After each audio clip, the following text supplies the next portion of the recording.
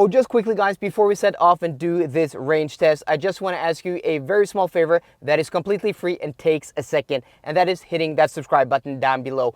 We're so close to 50,000 subscribers now, I can taste it. So if you help me over 50,000 subscribers now before the end of October, I'm gonna plan a very cool trip somewhere.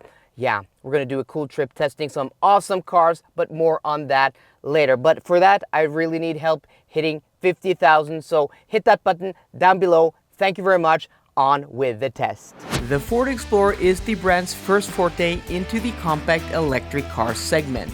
This is one of the most crowded places, with established players like the Volvo EX40, Kia Niro, and Hyundai Kona dominating this space.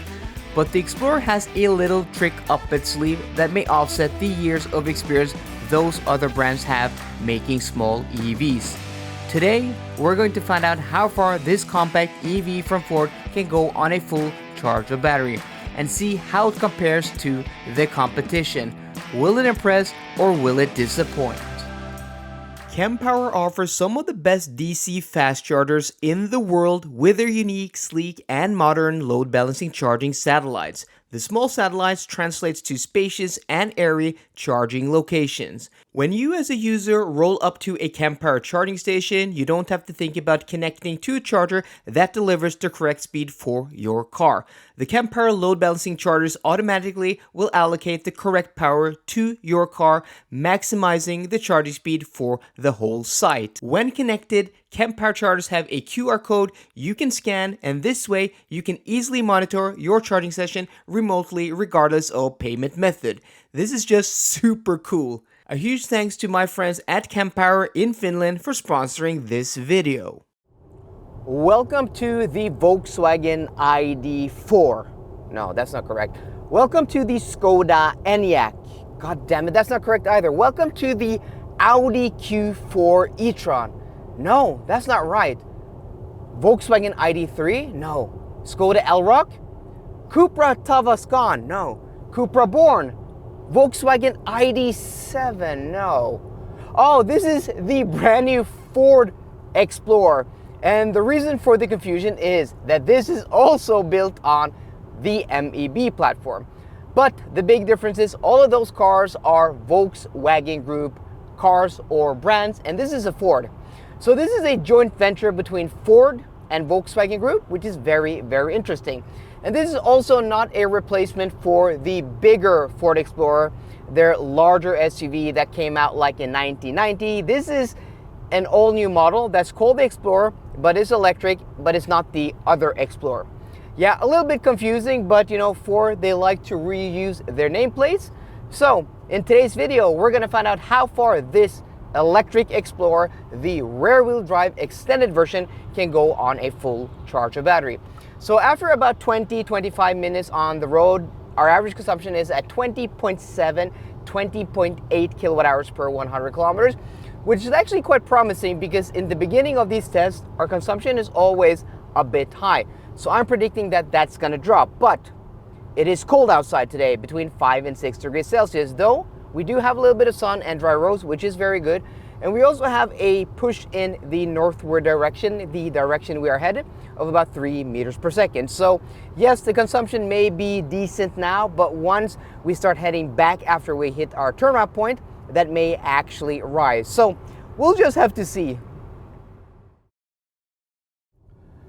About an hour on the road, we are here at our turnaround point here in Moelv. And you can see our consumption is at 20.7, 20.6 as we, slow down to the exit and approach the roundabout over here. This consumption is going to drop just a little bit, 20.5.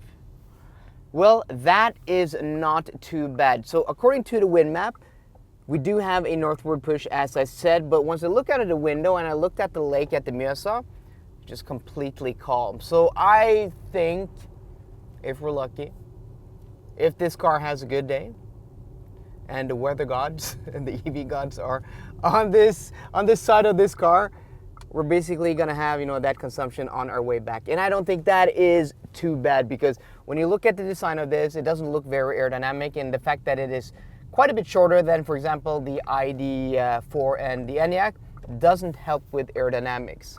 Having a longer car helps with drag coefficient. So we're gonna have to see. Now we have, entered the E6 motorway, heading southward, and I'll see you guys in about an hour. This is our exit. We're now back where we started about 2 hours ago, and I'm gonna stop the timer there, an hour and 41 minutes. Now we're going to connect to a charger. We're going to see if we're going to hit that peak charging speed of 135 kilowatts without preconditioning the battery. Now let's see if we can find an available charger here. The charge port, this being an MEB platform car, is on the passenger side. So let's stop here, and I'm going to show you guys the consumption. 20.9 kilowatt hours per 100 kilometers. We're going to check at the end of the video if that is good or bad compared to the other MEB platform cars. Okay, so we're now connected, and I heard the relay clicking right away. I think these MEB platform cars are quite quick to initialize, so hopefully it's going to start very soon. So as I said, we're going to see what kind of charging speed we're now getting after driving on the road for a few hours. Though this car does have preconditioning manually and also a VIDA navigation system, we don't do that here in this test. We do that in the long trip test here on the channel. And also the quoted peak charging speed of this car is 135 kilowatts, which is the same as the Cupra Tavascan, but not as much as you find in the ID7 or ID4 or the Skoda Enyaq or the Q4 e-tron.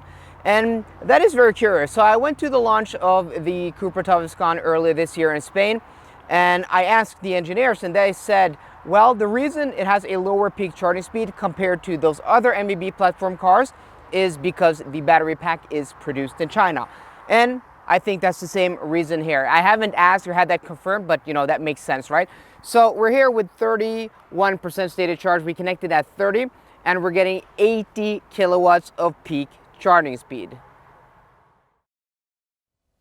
Now let's take a look at the results. So if we take the usable battery capacity of this Ford Explorer rear-wheel drive extended range, which is 77 kilowatt hours, we divide it by the consumption, 21.9 kilowatt hours per 100 kilometers, and then we subtract 3% for heat and discharging losses, that will give us a theoretical range under today's conditions of 340 kilometers.